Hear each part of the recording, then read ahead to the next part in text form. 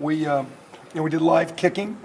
So a lot of times you do that, and you never really, complete the play. We did it with some of our younger guys, and won't do a lot of that because early in the season, you have some critical errors and mishaps, and sometimes it's thing you see, but a guy really just doesn't cover a lane, and you get creased on a big return, or a guy goes the wrong way and you get a punt block because you're just out of whack. So you practice all those deals, but you go from drill work, and so not only scrimmage, we tried to scrimmage kicking, where we did every kicking situation, full go, several reps. Our field goal unit, those guys kicked. We missed one kick, and it was from 57, and it was plenty long enough. So we kicked it well, we punted it well. In the O&D deal, I think early the defense really played well, but I kind of, when there was a turnover, I said, okay, the other team's here. So now the offense didn't have to go 80 yards. So all of a sudden there were some short fields, and that happens during the game. And then the defense really started pretty well. I think controlled things. Offense a little bit out of rhythm. Defense was playing pretty solid and salty. And when some of the kicking situations happened, all of a sudden maybe the short fields, then the offense got a score or two and got, quote, their momentum. So it was pretty good. We, with the referees here, we had a full crew of 8, and now we got 8 guys. So there's an extra ref up here, and he's spotting the ball, and he's running out of the way, and you got to feel that because we do some of our no huddle, so that's always good to work on.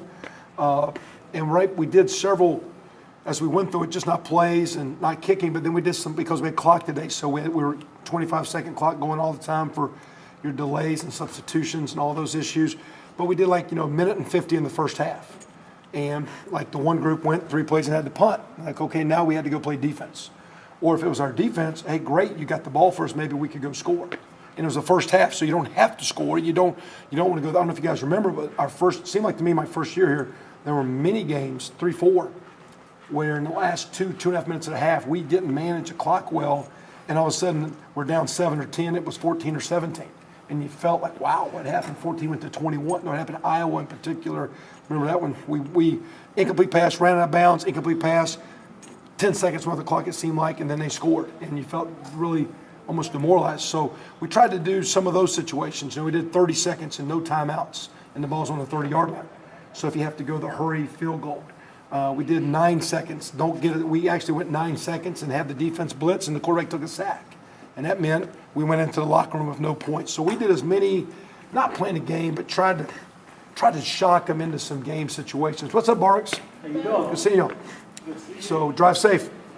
So we did as many of those as we could to try to learn and grow from. And then tomorrow will be a great learning situation, light work tomorrow. We're going to give our guys Monday off because our routine is we would play a game, we would clean it up tomorrow, Monday's off. So we're kind of getting into that routine. A lot of times in 2 days, you might give them Sunday off. But in our world, we play the game, we come in on Sundays and get a workout and get our bodies kind of moving the right way and get the soreness out, stretch and cold tub and all that stuff. And we correct mistakes, and then Monday's an off day. So Monday's going to be a relaxed day, and we'll do some school prep time, getting the kids academically set, which starts the following week.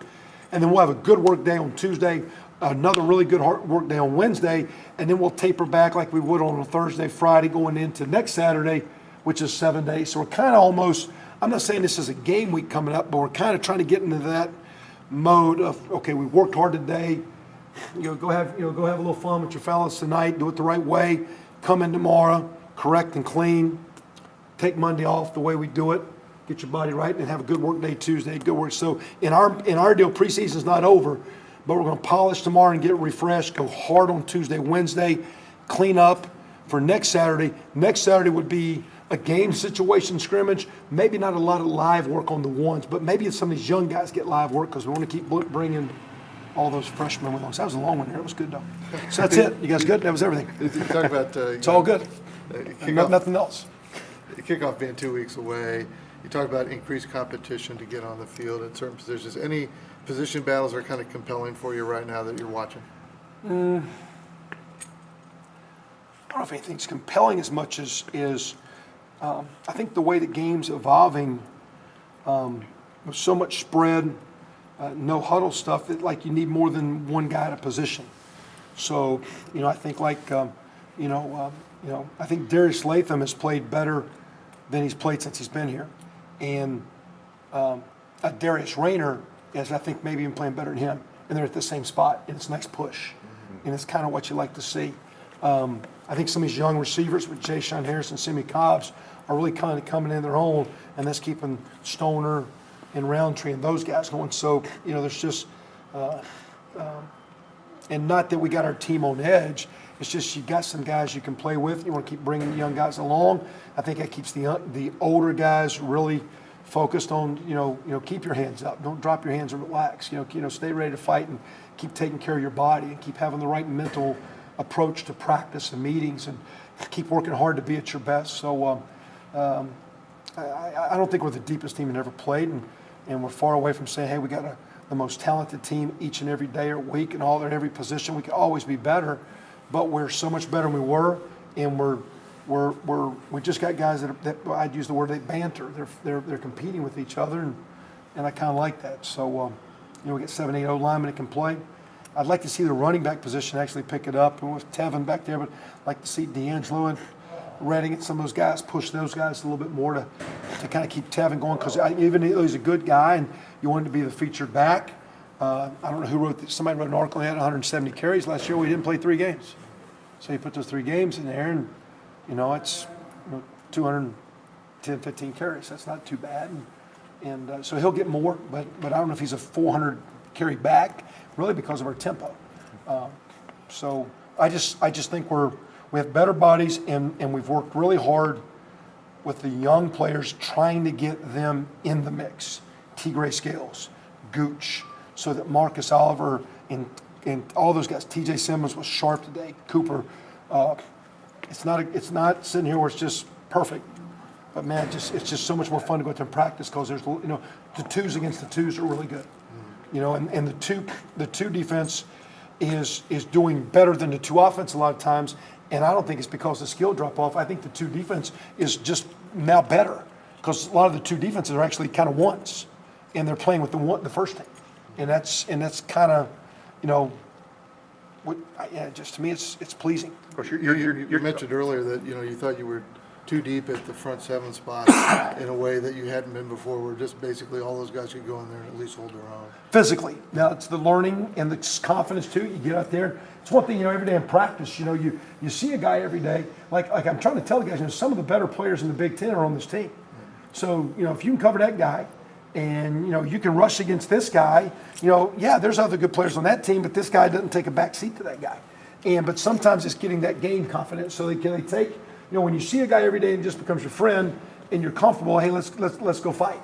Well, now take that into the game. Don't make the game bigger than it is. And with young guys, there's going to be a little bit of that deal. Those guys learning how to play games. And hopefully they'll do it in a way that we don't have negatives, because we're going to have those guys early playing for us. You alluded to it a little bit. Your system kind of requires depth at the wide receiver. Are you, more content with where that position is than you were at the start of camp? No, it's got to get better. I just think in general, across the board, if we're many things, but content would not be a good word I'd use to describe us.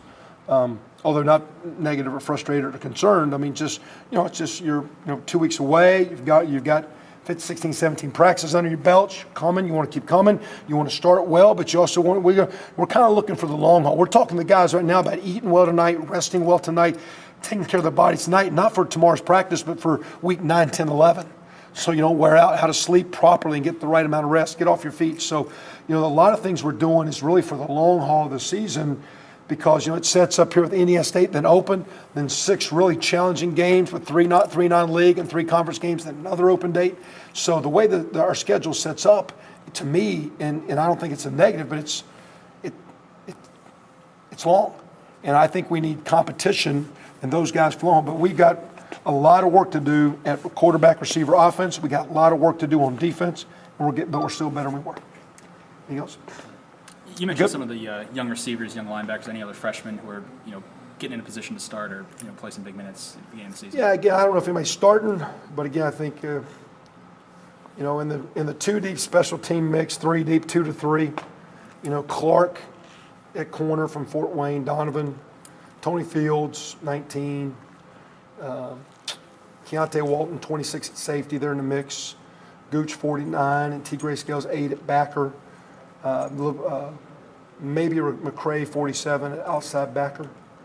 On the offense, number 2, Harrison, 4, Cobbs, and maybe I think Redding's been pretty good at running back, and Fuchs. And then Diamont, Boudreaux's done well, but Diamant's got a little craftiness, and sometimes in the drill work is not as clean. Looks like a freshman when he gets out there running around. He's just got one of those little knacks. He's small and he's young, and he'll make some knucklehead plays, but he's got a nice little savvy and feel, and when he gets out there running around, he's got a nice little feel for him. So it's a good freshman class. Good.